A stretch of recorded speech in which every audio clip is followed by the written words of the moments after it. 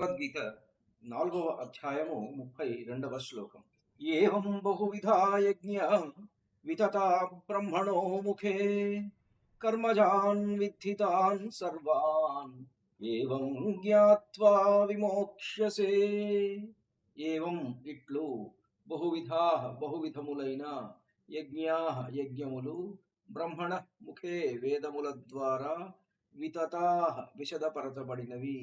తాన్ సర్వాన్ వాటినన్నింటినీ కర్మజాన్ మనోవాక్కాయ కర్మల ద్వారా సుసంపన్నము అగునని విద్ధి తెలుసుకొనుము. ఏవం జ్ఞాత్వా ఇట్లు తెలుసుకొని విమోక్షసే విముక్తుడవయ్యదవు. ఈ ప్రకారముగానే ఇంకను బహువిధములైన యజ్ఞములు వేదములలో విస్తృతముగా వివరింపబడినవి.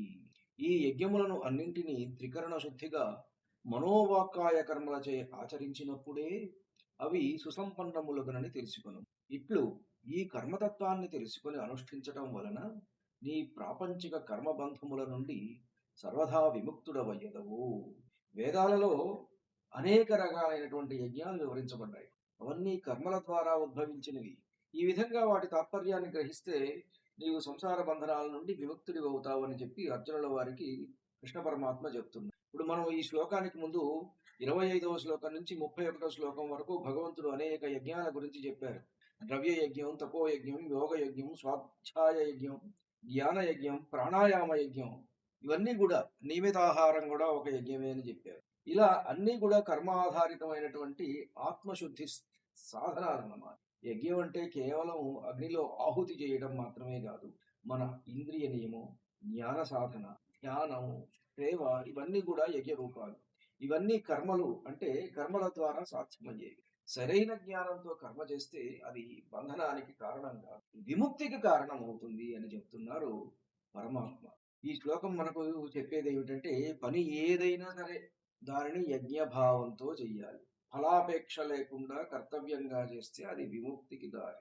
జ్ఞానం లేకుండా కర్మ చేస్తే అది బంధనానికి దారిది. జ్ఞానంతో కర్మ అంటే తెలిసి చేస్తే నో యువర్ వర్క్, అది విముక్తికి దారితీస్తుంది. అన్ని యజ్ఞాలు కర్మలే, కానీ జ్ఞానంతో చేసిన కర్మలు విముక్తికి దారితీస్తాయి అని భగవానుడు చెప్తున్నాడు. ప్రతి పని కూడా యజ్ఞ భావంతో చేసినప్పుడే విముక్తికి దారితీస్తుంది. ఆఫీసులో పని చేయడం అనేటువంటిది అది కర్మయజ్ఞం.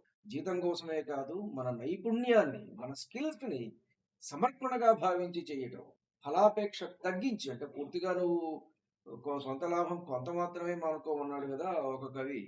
పూర్తిగా మానుకోమని భగవానుడు చెప్తున్నాడు. పూర్తిగా మానుకొని చేస్తే అది దట్ ఈస్ ద అల్టిమేట్.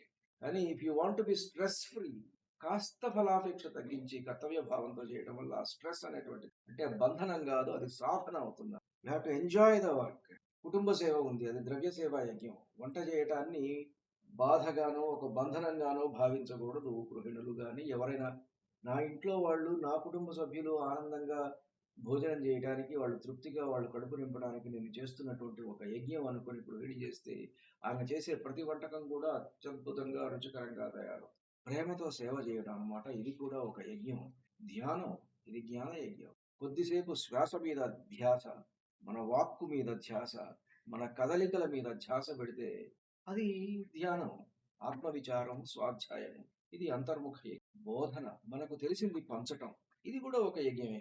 నిస్వార్థంగా సహాయం చేయటం, ఇది జ్ఞాన యజ్ఞ రూపమే. కర్మలు తప్పవు కానీ అవి బంధనమా విముక్తమా అనేది మన భావం మీద ఆధారపడి ఉంటుంది. ఏ భావంతో పని చేస్తున్నా. అహంకారంతో చేసిన కర్మ బంధనం అవుతుంది, సమర్పణాభావంతో చేసిన కర్మ విముక్తి. ధన్యుణ్ణి. నమస్కారం. మీ ఊటుకూరు జానకి రామారావు. ఈ రోజున మనం భగవద్గీతలో 4వ అధ్యాయంలో 32వ శ్లోకాన్ని ముచ్చటించుకున్నాం.